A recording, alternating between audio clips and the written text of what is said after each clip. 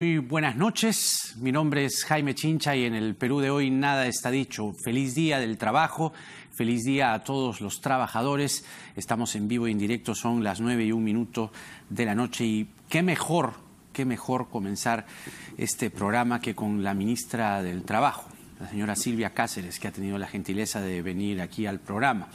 También viene el ex abogado o quien fuera abogado de Miguel Atala, el doctor Julio Rodríguez. También vamos a estar aquí con la abogada penalista Romy Chan.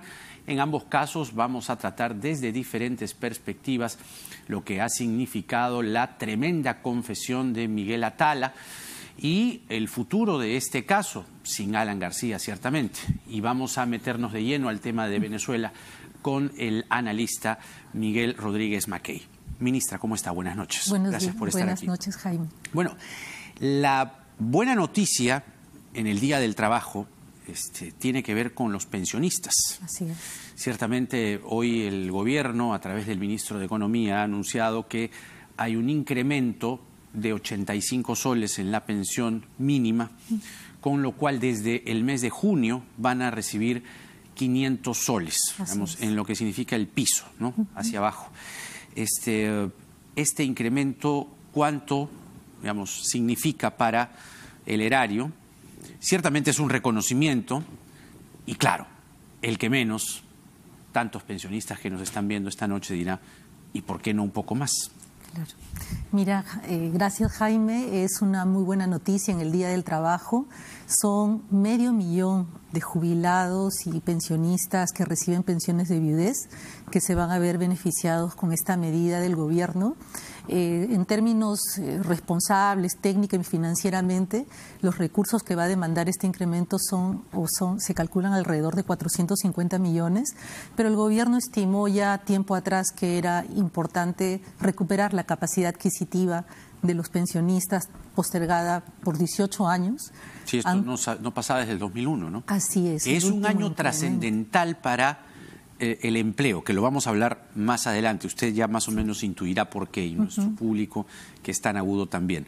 Pero esto va, digamos, a significar que el gobierno tiene en la mira hacer una suerte de aumentos escalonados a la pensión mínima en la ONP, ¿o aquí va a quedar la cosa?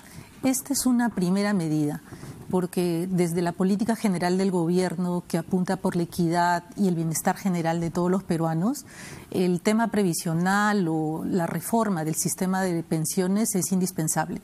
De modo que esta es una primera medida que va a dar lugar a otras, como la reforma del propio sistema, que se ha encomendado al Ministerio de Economía y Finanzas en coordinación con el Ministerio de Trabajo, porque, como todos sabemos, el sistema público de pensiones es un sistema quebrado, ¿no? Los recursos que está demandando para financiar este incremento son importantes, pero no se podía posponer recuperar la capacidad adquisitiva de nuestros jubilados que han contribuido de manera muy importante cuando mantuvieron una vida laboral activa al desarrollo del país. Dice usted bien, la ONP es un sistema quebrado hace muchos años y lo que se hace es agarrar del fisco, de todo lo que tiene el Estado acumulado, que se recauda por impuestos, se recauda por un montón de cosas y el Estado tiene ahí, y lo pone en la ONP, que básicamente es un cascarón, y que al final lo que hace es entregarlo, ¿no? Va a un pozo común y se entrega. Le digo esto porque hace algunas semanas se volvió a plantear una idea que no se planteaba hace buenos años. De hecho, en alguna campaña se planteó que el Estado tuviese o pudiese tener la titularidad de una administradora de fondo de pensiones, una AFP estatal, que compita de igual a igual con las AFP privadas. ¿Esta idea persiste? ¿Se va a impulsar? Aún no ha sido planteada en Consejo de Ministros, está dentro de las alternativas posibles que van a aportar al sistema de pensiones mayor equidad y sobre todo sostenibilidad financiera. Tenemos una responsabilidad como gobierno de trabajar por el bienestar de todos los peruanos. Las personas adultas mayores naturalmente forman parte de este grupo de especial vulnerabilidad y la reforma del sistema previsional, como digo, es una iniciativa que el presidente de la República ha encargado al Consejo de Ministros y próximamente estaremos dando las medidas, porque lo que se espera es una solución definitiva. Esta no es más que una medida que va en curso de garantizar mejores pensiones y sobre todo con un sistema financiero sostenible. Quiere decir que, para que quede la idea clara a nuestro público y también a mí, partiendo de la premisa de que la ONP es un sistema francamente quebrado, el gobierno está evaluando o persiste en la evaluación y se va a presentar en su momento al Consejo de Ministros la idea o el proyecto de esta AFP estatal. Todavía no se ha definido el modelo, estimado Jaime. Ya. Esta es una alternativa de otras que van a incluir consideraciones de solidaridad y sobre todo agenciar recursos suficientes. En este caso el incremento, por ejemplo, ha sido posible porque ha mejorado la recaudación, porque nuestra proyección de crecimiento económico es positiva. Hay razones para que técnica y responsablemente se tome esta medida en estas circunstancias. Claro, no es populismo, es decir, hay absoluto. caja. Es una ruta definida por el gobierno, estaba previsto, este encargo ya databa de meses atrás y hoy día se concreta en una fecha feliz, ¿no?, que es el Día del Trabajo. Y en el Día del Trabajo, metámonos en los temas que, por la coyuntura tan áspera, tan movida, con tanto escándalo y tanta acusación y tanta corrupción, hoy en el Día del Trabajo podemos ir a fondo, meter cuchara en temas como la empleabilidad. Es decir, tenemos un país en el cual el empleo tiene un 70% de informalidad, 30% apenas de formalidad. Según el INEI, la informalidad en el Perú creció más que el empleo formal. La formalidad se ha estancado el año pasado. De hecho, la tasa de empleo formal terminó en 34,3%. ¿Cómo se va a reducir eso? No es fácil. Es una idea que se planteó en este gobierno, y cuando digo gobierno digo desde el 2016 y no sé cuál es la situación al día de hoy, es decir, cómo se está atacando frontalmente este problema que, vamos, el tema laboral es una evidencia de algo que es mucho mayor. Así es. ¿Cuál es la meta que está planteándose su portafolio para reducir justamente la tasa de informalidad en el empleo? Sí, encuadrando en la política general de gobierno para reducir la formalidad, recordemos que el 31 de diciembre se aprobó la política de competitividad y productividad que señala un derrotero muy preciso para la reducción de la misma. En términos porcentuales, y yo creo que vendría bien definir los términos porcentuales de los valores absolutos. Cada año se incorporan al mercado de trabajo alrededor de 300.000 trabajadores, ¿no? O demandantes de empleo, mejor dicho. ¿De ese total? De ese total estamos hablando de que la informalidad está afectando a un porcentaje muy alto, como el que señalas, ¿no? Alrededor del 72%. Sí, claro. ¿No? Yo he redondeado cifras, pero eso es. Sí, entonces lo que quiero decir es que no necesariamente el porcentaje está asociado a un mismo universo de trabajadores demandantes de empleo. Pero más allá de la disquisición técnica, ¿cuál es la meta del gobierno? La meta del gobierno es reducir a 64% al 2025 y al 59% la tasa de informalidad laboral, excluyendo naturalmente el trabajo agrícola, que es evidentemente autónomo, ¿no? Al 54%. ¿Qué año? 2030. Wow. Sí. ¿Es tan duro? Es complicado porque está asociado a la dinámica de crecimiento económico de nuestro país y tenemos muchas razones para el optimismo, como ya se ha informado a través del BCR y el propio MEF. Las proyecciones de crecimiento de nuestro país son positivas. Este año estamos superando la tasa de crecimiento del año pasado, vamos a crecer al 4,2%. Ojalá. Están las condiciones dadas. Están dadas las condiciones. Yo espero lo mismo que usted, guardo el mismo sueño que usted, pero vamos a ver qué pasa con las Bambas, qué desenlace tiene. Bueno. Todavía el desenlace no está escrito. Hay todavía una situación de pulsión, ¿no? de toma y daca, entonces vamos a ver qué pasa. El proceso de diálogo está dando excelentes señales. La comisión que se ha constituido, integrada por 3 ministros, está tendiendo los puentes necesarios y los compromisos que se van honrando en cada una de las reuniones son una garantía de que el proceso arroja solo resultados positivos. Pero es consciente, ¿no? usted que, ya que también usted vela por la promoción del empleo y la promoción del empleo está vinculada a la incentivación de la inversión y a su vez a que la empresa pequeña, la empresa mediana, la gran empresa pueda generar justamente las condiciones para que se abran nuevas plazas de empleo, depende ciertamente de cuál es el clima de inversión que ofrece nuestro país. Así es. Y si los grandes inversionistas ven que se van a amnistiar un paquete enorme de cosas que hay que separar bien la paja del trigo. Van a decir, oye, ¿en qué condiciones voy a poner empresas si me toman la carretera, si me queman buses y eso queda amnistiado? Cuidado con los precedentes también, ¿no? Me explico, ¿no? Sí, claro. Hay una política muy clara de abordaje, como decía nuestro premier, de resolución de problemas desde la raíz, ¿no? Hay un conjunto de acuerdos que se van asumiendo, pero son acuerdos que inciden en problemas de fondo. No se está maquillando ni se está relativizando cada una de las demandas de las comunidades, y qué duda cabe que cada proyecto de inversión tiene que verse acompañado de condiciones y un entorno adecuado, dentro de los cuales está la presencia activa del Estado a través de sus servicios públicos en alianza estratégica con la inversión privada. Claro. Así que esta política cada vez se está fortaleciendo más, la presencia de nuestro premier en la zona, dando la palabra del gobierno de que se van a honrar los compromisos, no tiene precedentes. Quiero ser más claro. Le están poniendo el énfasis a las Bambas, siendo conscientes, como gobierno digo, que no es solo un tema propio de las Bambas, sino que eso puede sentar un precedente para la inversión en adelante? Desde luego, hay un mapa de conflictos que nuestro Viceministerio de Gobernanza Territorial reporta periódicamente al Consejo de Ministros, y a partir de la identificación de los potenciales riesgos de conflicto hay responsables para la intervención, y sobre todo que puedan garantizar el cumplimiento de los compromisos, porque hay muchas mesas de diálogo que se han instaurado en el tiempo, y generar confianza es fundamental, y esa es la primera meta de nuestro gobierno. En este binomio de, regresando a los temas, digamos, propiamente de su portafolio, en este binomio de formal-informal, que no lo es todo a mi juicio, porque también estamos los trabajadores independientes, ¿no? Es decir, somos varios, ¿no?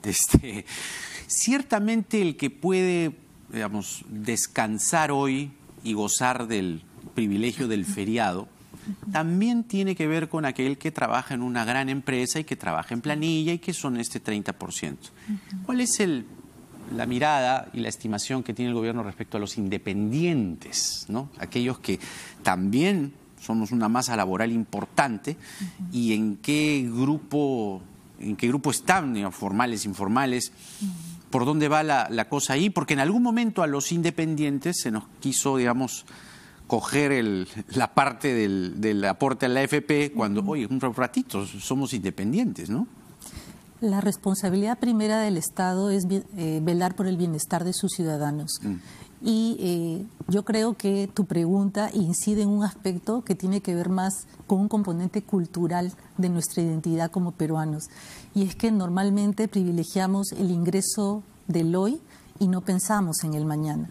Una política adecuada de protección social, y además a instancia del Estado, tiene que garantizar no solo que los dependientes, como los trabajadores asalariados, sino también los independientes, a futuro puedan tener una vejez que les provea ingresos suficientes para sobrevivir o para vivir con dignidad.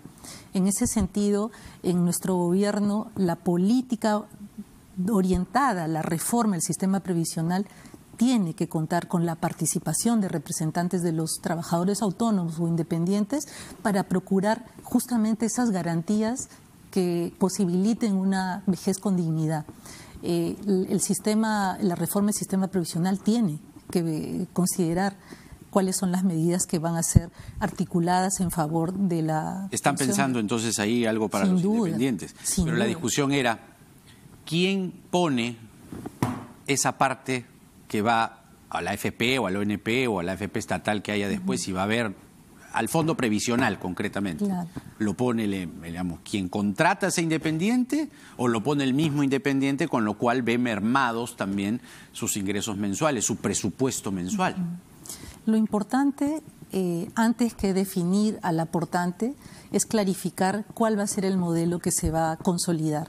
A nivel comparado, como tú sabes, hemos visto mucho a Chile y su experiencia, y vemos que el sistema privado de pensiones ha sido objeto de sucesivas reformas, en las que también están previstas medidas en las que los trabajadores autónomos cotizan para un fondo privado de pensiones. Sin embargo, cada modelo tiene que responder a la idiosincrasia y a la particularidad del mercado de trabajo de un país. En nuestro caso, nuestro mercado de trabajo es absolutamente heterogéneo. La pluralidad de empleadores, en el caso de un trabajador, también está haciendo una diferencia respecto de otros modelos. La virtualización de las relaciones de trabajo también lo están siendo. Entonces, ese estudio encargado al Ministerio de Economía y Finanzas va a arrojar luces puntuales que se van a someter a debate a efectos de que adoptemos un modelo que, como decía en un primer momento, garantice sostenibilidad financiera y protección a futuro. ¿Y eso cuándo va a ser? Todos los peruanos. ¿Cuándo están estimando ustedes plantear esta discusión? Que sin duda es de lo más interesante. Sí. Va a levantar mucha polémica. Así es.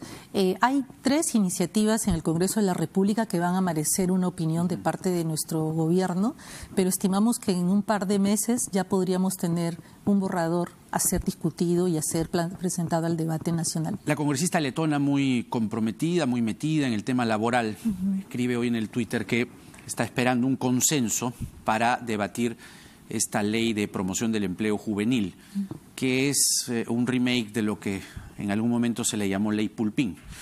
Ella habla que esta ley de promoción de empleo juvenil se tiene que discutir antes de que este Congreso se vaya, el 2021, y plantea la misma discusión que usted acaba de plantear, que salen de las universidades, de los institutos, etcétera, etcétera, de los diferentes campos de educación superior o de educación técnica, grosso modo 300.000 estudiantes dispuestos a ingresar al mercado laboral.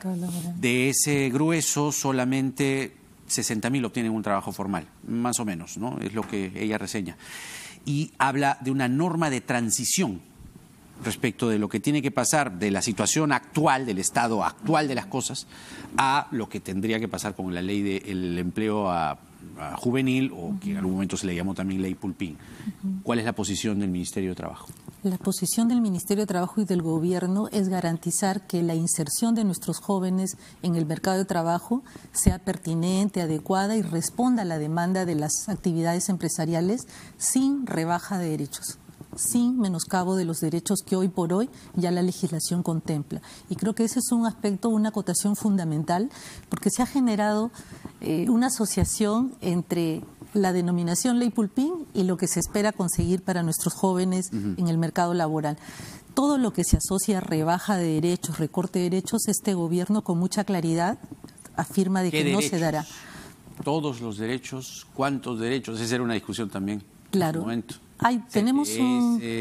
Tenemos un régimen general que contempla todos esos derechos, ¿no? Gratificaciones, vacaciones, CTS. ¿Incluidas pymes? Ahí hay otro régimen también, ¿no? Nuestra legislación contempla diversos regímenes, algunos de ellos promocionales, en los que los derechos son distintos y de menor alcance respecto del régimen general. Pero lo importante es incidir en la oportunidad que deben tener nuestros jóvenes de ser capacitados a efectos de que puedan insertarse adecuadamente en el mercado de trabajo sin que eso implique situaciones de desprotección o de ingresos mermados. Eso no es negociable para el gobierno. No, no lo es. Digamos, restringir, decir 50% de este derecho, 50% del otro, quitemos por ahí, hagamos escalonado. No, simplemente eso no se toca. Lo ha dicho con mucha claridad nuestro señor presidente y también lo hemos sostenido en reuniones con empresarios y trabajadores en el Consejo Nacional de Trabajo.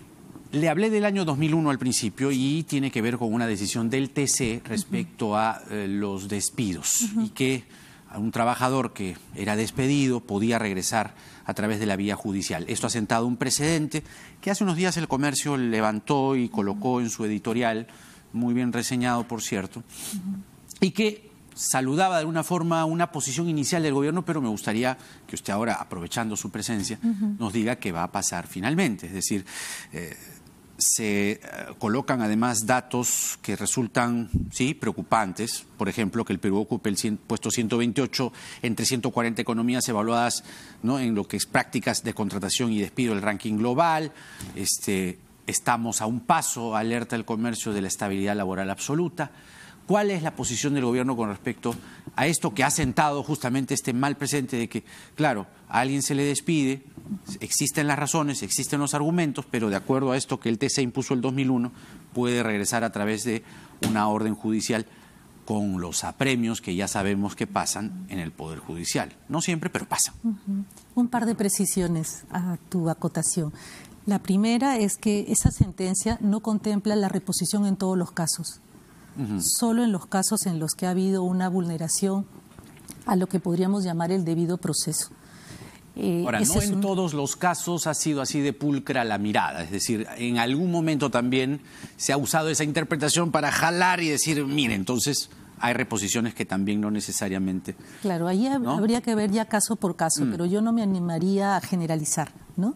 Entonces, pero el dato está ahí. Claro, la posición del tribunal está en ese sentido, ¿no? Nuestra legislación, ¿qué cosa contempla?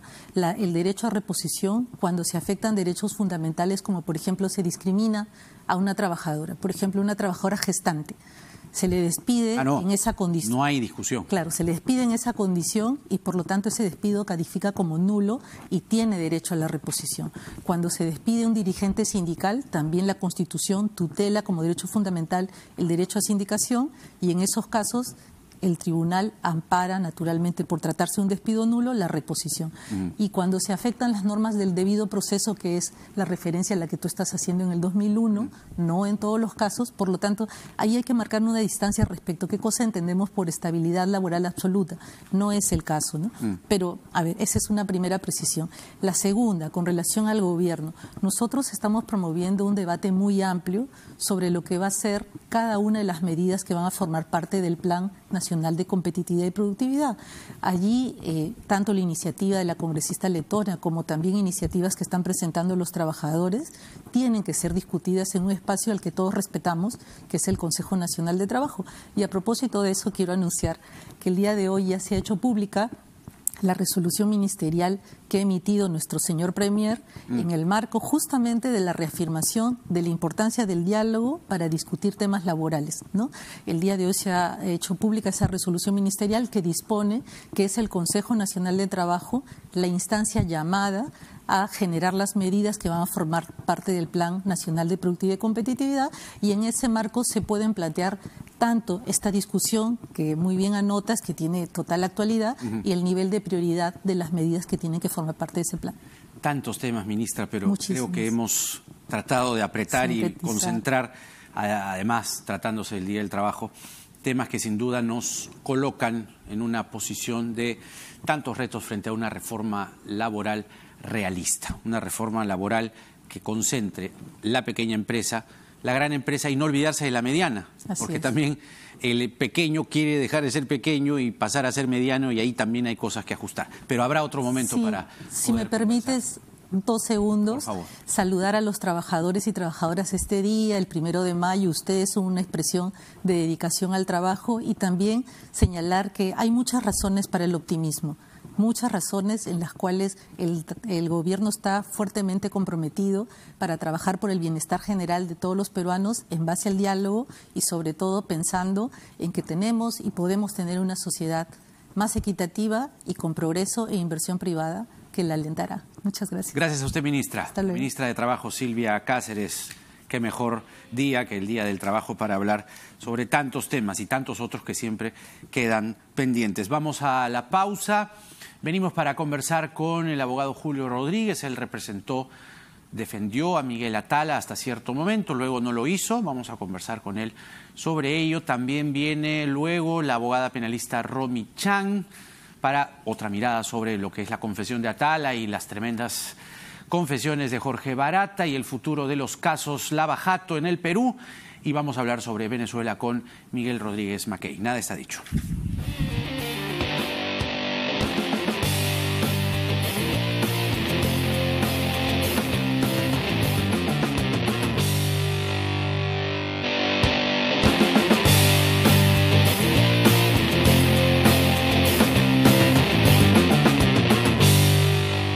Un gran salto hacia la realidad. Nuevo QLED 8K de Samsung.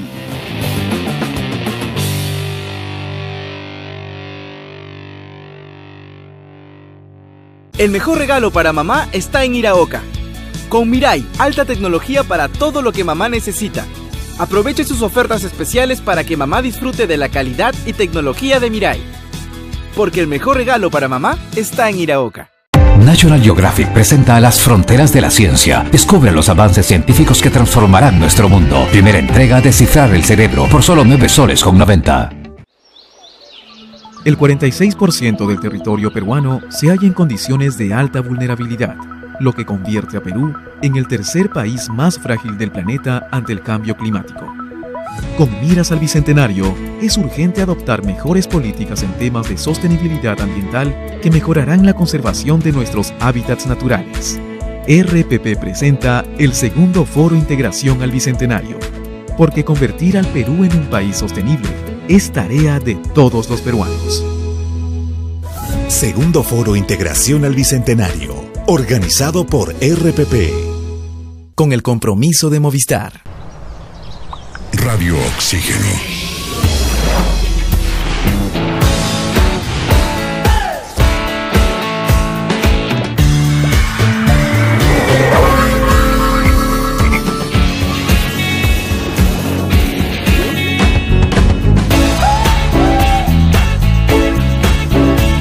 Vemos el mundo diferente porque respiramos música. Radio Oxígeno. Clásicos del rock and pop. RPP, confianza por todos los medios.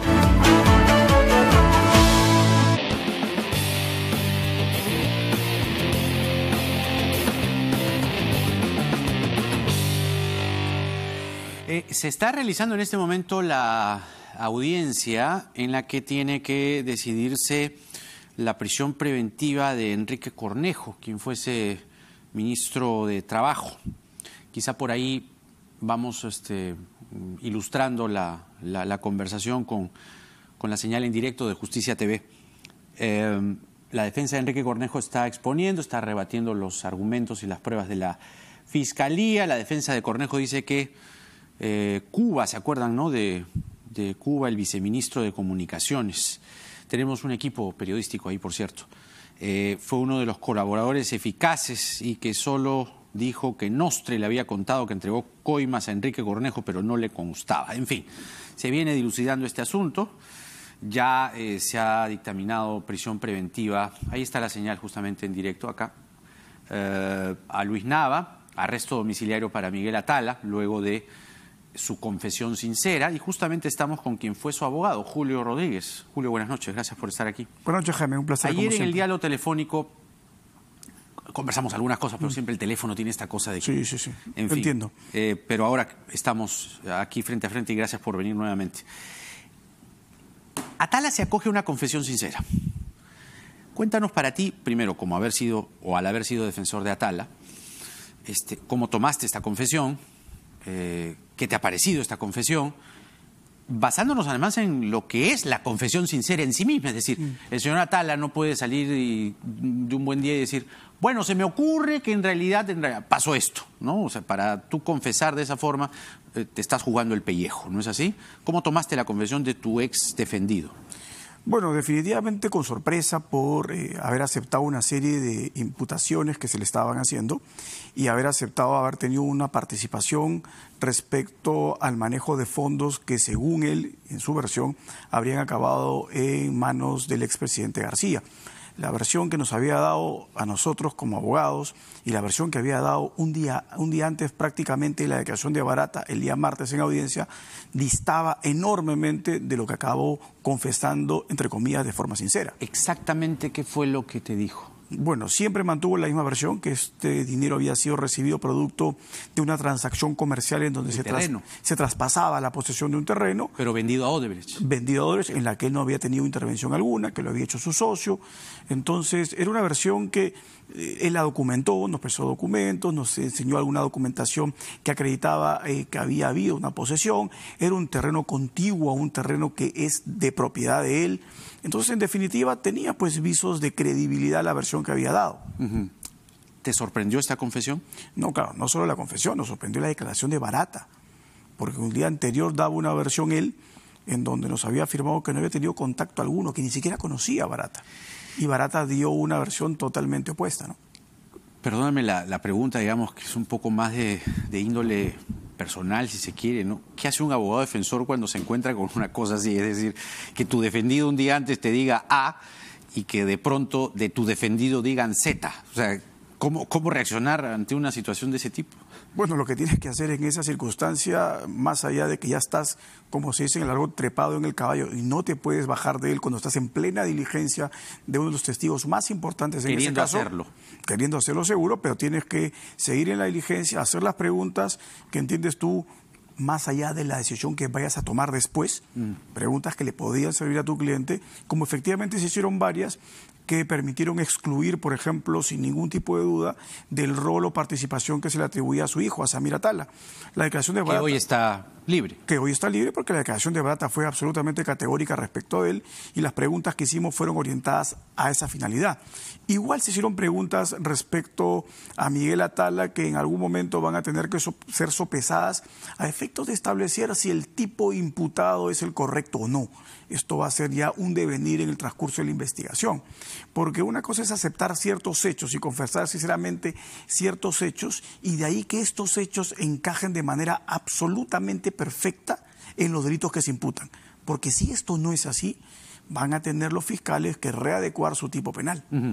Pero los hechos descritos por Atala, que son de dominio público, ayer los hemos leído exactamente, sobre todo en la parte en la que se refiere a que Nava lo llama a Palacio, Atala va a Palacio, entra por desamparados, Nava lo lleva donde García, Nava le dice con permiso, los deja a los dos, García le dice que ese dinero que está en la offshore es suyo, que le haga entregas periódicas, deben haber sido grosso modo alrededor de 40 y pico entregas en total, entre $20,000 y $30,000, y que Atala simplemente lo hizo y se lo entregó en efectivo en Palacio, en la casa de Casuarinas, en la casa de Miraflores y hasta en el Instituto de Gobierno.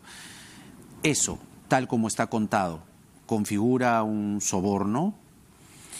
Tal como está contado, lo que configura definitivamente es la participación en las entregas de dinero, lo que había que definir si esto implicase reconocimiento de un acto de cohecho, ¿no? Porque esto en el detalle es donde se va a poder determinar. Aparentemente esto sería un cohecho. Yo recibo un dinero que está destinado a un funcionario público. Entonces definitivamente esto no habría duda que lo colocaría en un rol partícipe del delito de cohecho, ¿no? Pero, por ejemplo, quienes defienden la memoria de García dicen que Atala y Nava se quedaron con la plata. Bueno, ¿eso es creíble? Bueno, eso está sujeto todavía a corroboración. A ver, el derecho penal premial tiene una serie de posibilidades. La confesión sincera que reduce un porcentaje de la pena es una de las modalidades. Pero también se tiene la colaboración eficaz, ¿no? La conclusión anticipada. O sea, hay mecanismos en derecho penal que sirven para eso. Pero todos están sujetos a ciertos requisitos. Y el requisito es corroborar la versión.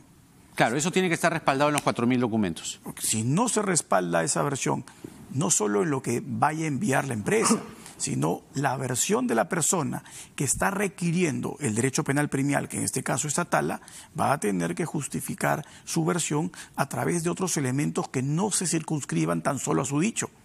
Porque si no, qué fácil sería, ¿no?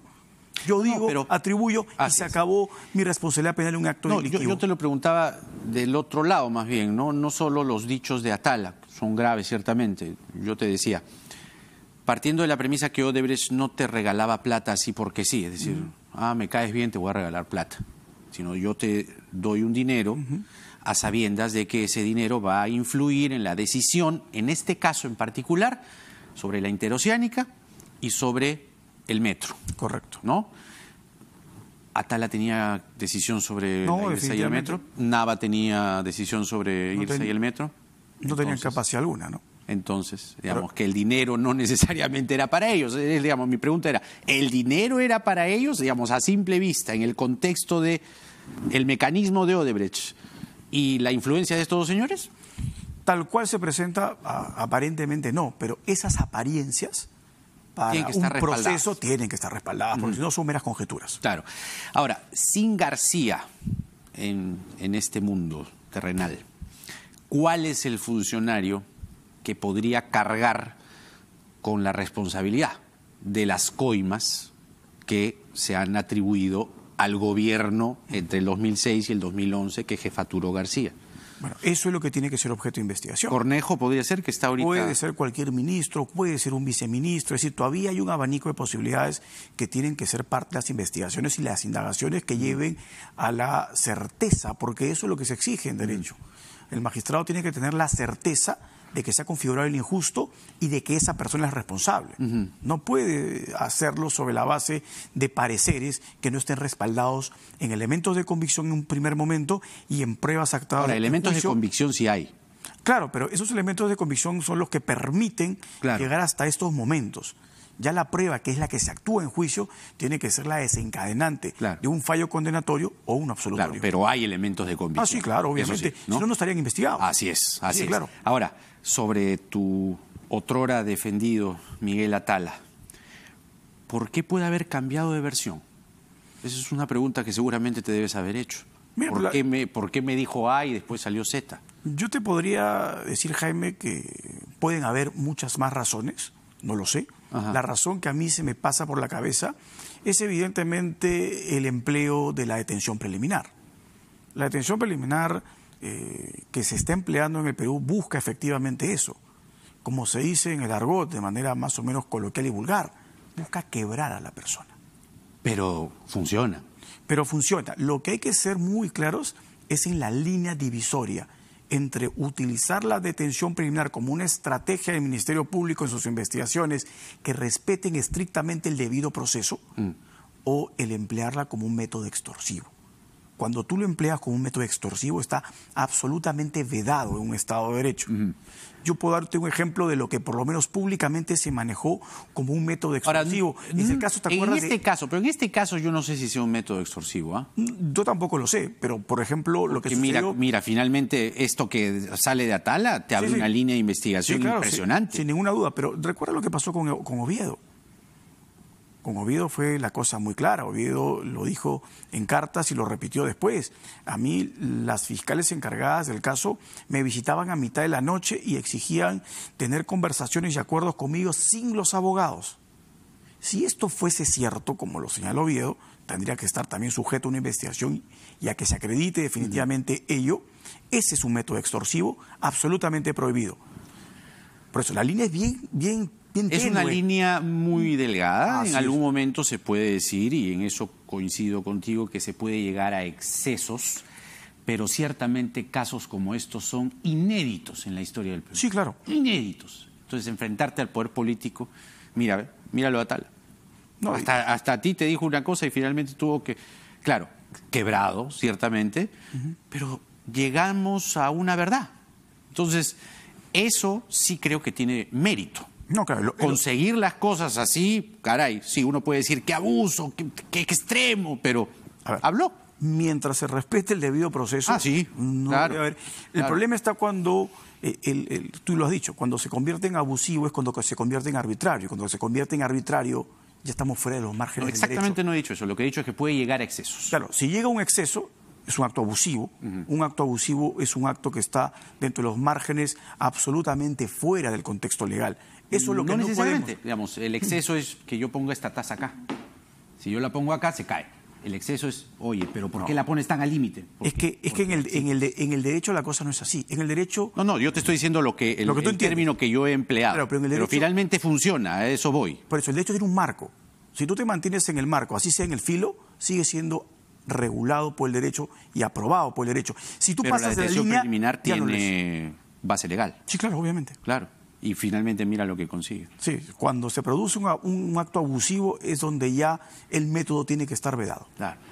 Oye, Julio, como siempre es un gusto. Me hubiera gustado hablar algo de Chávarri. Ayer has estado 9 horas y media defendiéndolo. Sí. Y lo que están planteando, aunque sea un parrafito sacaremos, porque ya viene Romy Chan ahorita y también viene Víctor Rodríguez Mackey para hablar de Venezuela. Lo que están planteando, por lo menos Juan Cheput, que ha estado en la sesión ayer, es, digamos, que una de las conclusiones puede ser la inhabilitación tanto de Chávarri como el Tomás Gálvez, ¿no?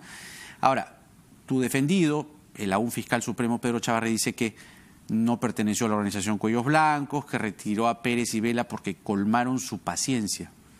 ¿Un fiscal así nomás retira a alguien porque colma su paciencia? No, esa es una expresión coloquial. A ver, seamos también bastante claros. La sesión ayer ha sido maratónica. El encargado de la comisión de hacer el informe es Juan Cheput, efectivamente. Sus preguntas han estado orientadas a evidenciar si había o no había un acto delictivo. Creo yo que la sesión de ayer ha sido bastante esclarecedora respecto al doctor Chávarri de qué comportamiento delictivo no ha habido. El tema de cuellos blancos, donde se les indica, y ayer en la discusión en la subcomisión de acusaciones constitucionales quedó clarísimo. O sea, esto fue una mención que hace un informe interno y de esto ya estamos hablando hace casi 10 meses. Y hace casi 10 meses que no ha aparecido nada.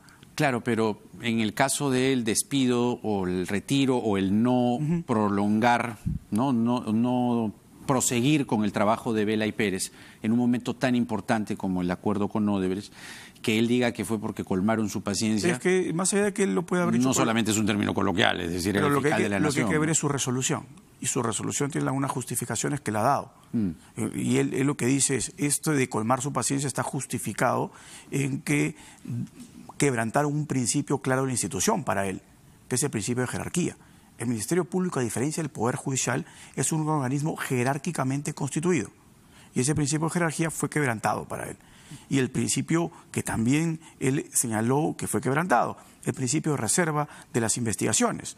Las investigaciones son reservadas, pero la información era abiertamente difundida en medios. Claro, entonces pero eso... tan equivocado estuvo, a mi juicio, que finalmente los termina regresando. Pues que los termina regresando por otra situación, ¿no? Porque las personas que habían sido designadas, habiendo aceptado el cargo, después, cuando comienza la presión... ¿Pero que solo hay 2 fiscales o que...? Los demás no querían aceptarlo. Pues, pero que claro... Eso también te dice la poca legitimidad que tenía pues Chávarri, ¿no? No, yo te diría más bien la presión que se ejerció en ese momento, en esa coyuntura. Si tú eres fiscal legítimo, bien constituido, caray, avanza, dice, esa es mi decisión, pues. Claro, ya no la tenía, ¿no? No, pero además, justo lo que tú comentamos hace un momento es lo que sirve para entender eso. El que los haya removido, en el caso de Vela, en ese momento, y en el caso de Pérez, que no le haya renovado, porque el 31 de diciembre del 2018 el destacamento a Pérez quedaba vencido, y eso lo había previsto anteriormente Sánchez Velarde. Entonces no es que a él se le ocurrió remover a Pérez, sí, se le vencía ese día. Chávarri siempre hace alusión a sus 40 años como fiscal. Ya pues 40 años como fiscal es su tiempo más que suficiente para darte cuenta que un fiscal que va a firmar un acuerdo con Odebrecht en el verano, ahí nomás enero, febrero, no se empapa pues en 2 meses de todo ese tremendo paquete. Sí, pero es que no era... Sacarlos era inoportuno, pues.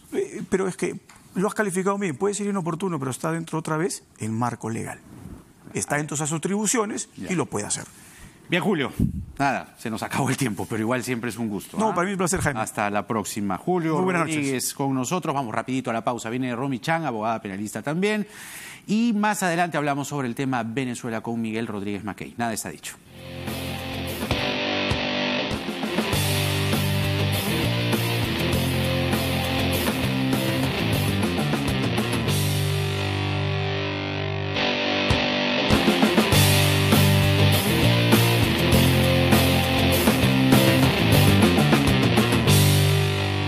Un gran salto hacia la realidad. Nuevo QLED 8K de Samsung.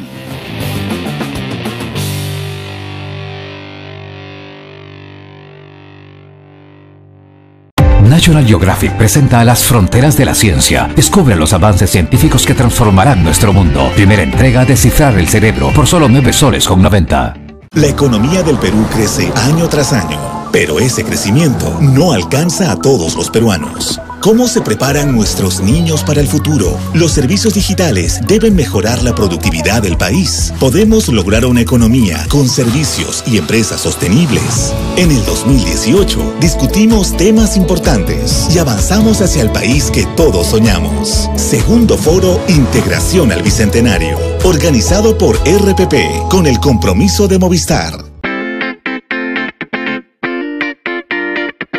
¿Te has preguntado cuánto representa el gasto por movilidad mensualmente o anualmente en tu vida? Vamos a poner un ejemplo. Las personas gastan en promedio 5 soles al día para ir a trabajar y regresar a casa.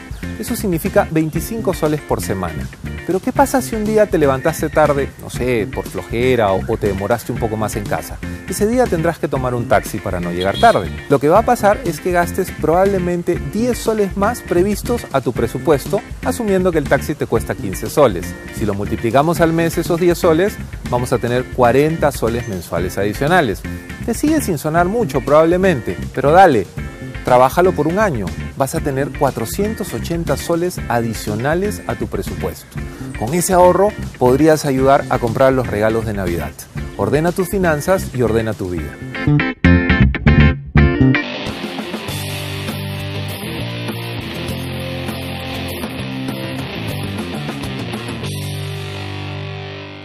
Otra mirada del derecho, seguimos hablando sobre lo que ha sido la confesión de Miguel Atala a la luz de lo dicho previamente por Jorge Barata, en una noche en la que se está discutiendo la prisión preventiva para Enrique Cornejo, exministro de Transportes y Comunicaciones. La abogada Romy Chan con nosotros. Romy, buenas noches. Buenas noches, Jaime. A ver, siguiendo el hilo de lo que conversábamos con Julio sobre hacia quién o para quién era este dinero que finalmente Atala ha dicho que este $1.312.000 eran para Alan García.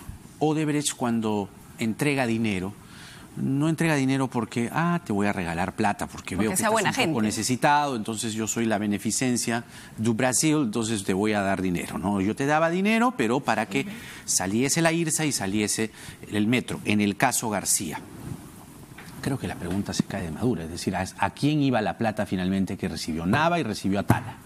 Así es, ¿no? Porque ahí tú señalabas bien en el corte anterior, ¿no? El programa anterior, en el momento anterior. Tú decías, si es que el dinero se dio, lo lógico pues es que se dé respecto a alguien que pueda tomar decisiones, respecto a alguien que realmente pueda favorecer los intereses de la empresa.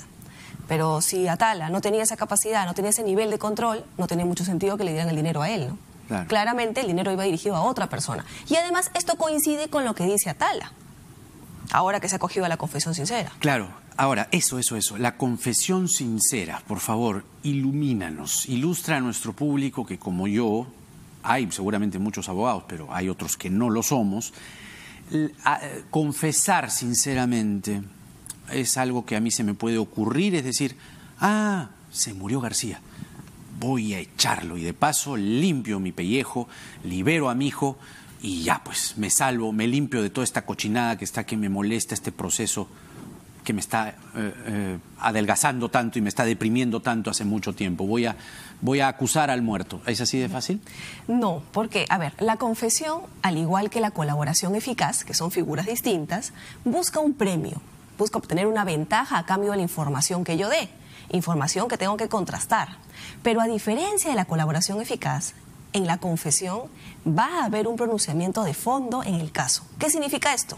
Que el fiscal va a buscar que se obtenga una sentencia, una sanción para el señor Atala. Lo que pasa es que, y ahí va el premio, probablemente esa sanción evidentemente no va a ser efectiva. Eso se corrobora con el hecho de que además no había pedido su prisión preventiva. Pero va a haber una sanción. En la colaboración eso no siempre es así. En la colaboración podría ser que el fiscal ni siquiera formule una acusación contra esa persona y que no llegue a haber una sentencia, ¿no? Por eso es que decimos que la confesión es como una especie de colaboración, pero mucho más específica, mucho más restringida. Sobre un hecho en particular. Y además vinculado con esa investigación, claro. Mientras que en la colaboración no. Yo podría colaborar con información respecto de otro caso que no tiene nada que ver con el mío. Ajá. Por ejemplo, en cambio, en la confesión yo colaboro respecto del caso específico. Pero entonces la confesión en este caso es mucho más certera desde la hipótesis o la tesis o lo que la fiscalía está buscando. Por supuesto, y además tienes que tomar en cuenta algo que a veces se ha perdido, no se visualiza con precisión, que es que la declaración de Atala no solo va a servir para esta investigación penal por los delitos que viene imputando el fiscal Domingo Pérez, sino que va a tener un efecto rebote. ¿Un efecto rebote en qué? Respecto de los bienes que puedan estar a nombre de los herederos o de terceras personas, pero que pertenecían al señor García. ¿Por qué digo esto? Porque de manera paralela, esta declaración de Atala permite establecer origen ilícito de los bienes. permite establecer que se compraron propiedades que aparentemente no venían de un dinero regular, sino de un dinero indebido que se había dado para que el Estado beneficiara a Odebrecht. Eso explícanos, porque ese ya es un proceso civil. Ese es un proceso que en estricto no es civil, ¿no? Porque lo ve un juez y un fiscal que se especializan en algo que se llama extinción de dominio. Extinción de dominio, pero no es... Es algo nuevo. Porque decían que lo penal sobre Alan García quedaba extinto, con lo cual ya no hay nada penal que discutir. Así es. Acláranos, por favor. Exactamente. La responsabilidad del señor García, en la medida en que ya falleció, ya no se puede seguir dilucidando, no se puede seguir mirando en esta investigación del fiscal Domingo Pérez. Pero lo que sí podría hacer el fiscal de extinción de dominio es abrir una investigación aparte, que no tiene nada que ver con esta, donde lo que busque acreditar es que algunos bienes fueron comprados, por ejemplo, de herederos o otras personas cercanas al señor García, fueron comprados con dinero que no se puede justificar. Y si eso es así, el Estado extingue. ¿Qué significa? Se queda con los bienes de todas estas personas, sin importar que el señor García haya fallecido y sin importar que sean parte de una herencia.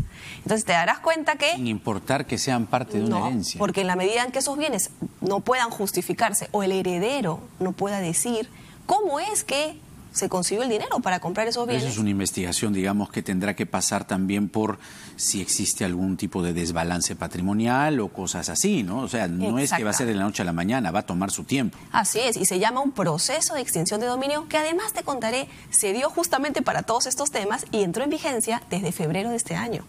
Antes era la ley de pérdida de dominio, ahora no, es el proceso de extinción de dominio y tiene unas reglas y una lógica que buscan, evidentemente, resarcir de alguna manera patrimonialmente los daños que se puedan haber causado, aunque el delito haya prescrito o aunque la persona haya fallecido. ¿Quiénes están a cargo en este momento de la titularidad de esas propiedades? Se entiende que en caso de que el señor García herede bienes, ¿no es cierto?, lo harían sus herederos legales forzosos, que serían su esposa y sus hijos. ¿Y si ellos venden las propiedades? Ese es el asunto, que el proceso de extinción de dominio permite establecer medidas cautelares para impedir justamente esas ventas o si un tercero compra, sabe que se puede ver afectado luego cuando se extinga la propiedad. Y el Estado entonces tiene que entrar ahí y decir un ratito. Exactamente. Estos procesos están todavía, estos bienes están en discusión en un proceso. Y nadie los va a comprar porque, lógicamente, el además, mercado no es una persona anónima, ¿no? Es, claro, van a decir, oye, esta es la casa de Alan García, ¿no? Entonces no la voy a comprar, ¿no? Entonces te darás cuenta que la declaración de Atala tiene efectos importantes no solo en esa investigación penal para los demás, que aún quedan ahí, sino también otros efectos paralelos. Última pregunta. ¿Cuál es el funcionario que en la escala de toma de decisiones, García ya no está García en este mundo? Pero ¿quién sigue que va a asumir todo esto? Es decir, Odebrecht entregó un dinero y ni Atala ni Nava se quedaron con eso. Es decir, y el dinero iba para alguien. ¿Hay algún funcionario, se me ocurre Cornejo, por haber sido ministro, que digamos, asuma la responsabilidad de todo esto, de toda esta trama del dinero? La lógica nos dice que el primero llamado es Cornejo, ¿no? Porque era el ministro. Sí. Sin embargo, hay que tomar en cuenta que la declaración de Atala es bastante concreta, es bastante puntual. Lo que él dice es que el dinero se lo daba al señor García. Y además dice dónde. Por ninguna parte. No dice nada. Pero ojo, esto es lo que empieza a decir el señor Atala. Miremos que al final de su declaración, en una que ha sido publicada en medios, que no fue leída en la audiencia por el fiscal Domingo Pérez, en esa parte, él dice que justamente él tiene más información, pero que pide que no le den la prisión preventiva porque él habla ahí de la fuerza de choque, que eso sí lo menciona el fiscal, no del partido aprista, que ya lo han negado, pero bueno, dice que, oye, yo puedo dar más información, pero no lo puedo hacer en un contexto de cárcel en la que puedo haberme afectado. Entonces, por favor, pide mi arresto domiciliario. Y es que, claro, es un toma y dame. Entonces vamos a ver cuánto más puede dar el señor Atala. Puntos suspensivos, entonces. Por supuesto. Continuará. Además, otra cosa, estamos enfocados en Odebrecht. Pero podría ocurrir también, imaginemos, que el señor Atala diga que también recibió o fue utilizado como intermediario para darle dinero al señor García de otras empresas. Eso todavía no se ha establecido. Falta mucho. Romy, como siempre, un gusto. Muchísimas gracias por venir. Vamos a una pausa muy corta y venimos con Miguel Rodríguez Mackey para hablar sobre Venezuela. La situación hoy, la Operación Libertad ha continuado en el Día del Trabajo. Venimos, nada está dicho.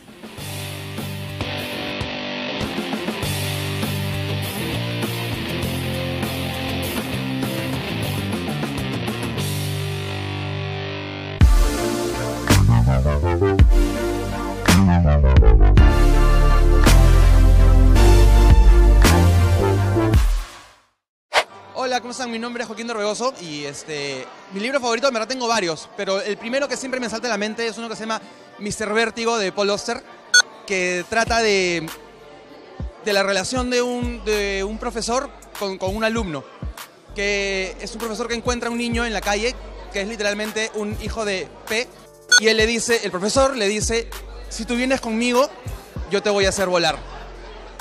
Y literalmente lo hace volar, me conmuevo, perdón. Los invito a leer, es en verdad una experiencia maravillosa y encuentren ustedes su libro favorito, porque el mundo de la lectura creo que es el mundo más lindo y más hermoso y más grande al que uno puede entrar.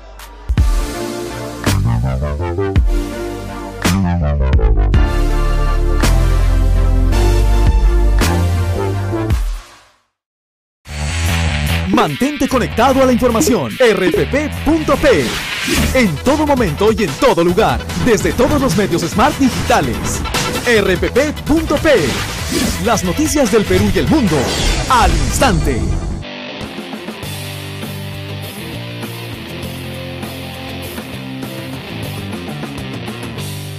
El internacionalista Miguel Rodríguez Mackey en Nada está dicho. ¿Cómo le va? Miguel, bienvenido. Muchas gracias por venir. Gracias, Jaime. Le decía justo en el corte, es una situación muy compleja. Hoy, un día más de la Operación Libertad, el golpe de ayer, golpe en el sentido de estrategia, no como se está queriendo vender del lado de los aliados de Chávez, sino sacar a Leopoldo López ha sido una estrategia importante. Pero me preocupa que Guaidó y sus aliados, que ahora están mucho mejor cohesionados, no estén viendo con la estrategia fina la situación, digamos, la participación de Rusia, en segundo orden la de China, primordialmente la de Cuba. ¿Cuál es su evaluación sobre la Operación Libertad hoy? A ver, yo coincido contigo que todo sigue nebulosa. No hay todavía un visto de hacia dónde se va a orientar el proceso. Aquí hay un actor visible que tiene una gravitación y es Estados Unidos de América. Estados Unidos de América mirando a Rusia, mirando a China, como bien dices. ¿Pero por qué Estados Unidos de América? Porque Estados Unidos de América está directamente relacionado con el propio Juan Guaidó. Si vieras, Juan Guaidó no se ha metido a ninguna embajada. Juan Guaidó está, digamos, en libertad. Sigue siendo, desde que asumió la presidencia por la Constitución, el hombre que no es tocado directamente por el régimen, salió del país e ingresó. Quiere decir entonces que la sola libertad de Juan Guaidó sigue siendo, a pesar de todo lo que ha habido, una suerte de disuasión personal para el régimen de Nicolás Maduro, que puede estar pensando que cualquier situación directa sobre Juan Guaidó puede obedecer el plan B, C, D, no sé, de Estados Unidos, esto que tanto se ha rumoreado de una invasión militar. Claro. Sigo hablando de Estados Unidos. Le quedan 20 meses a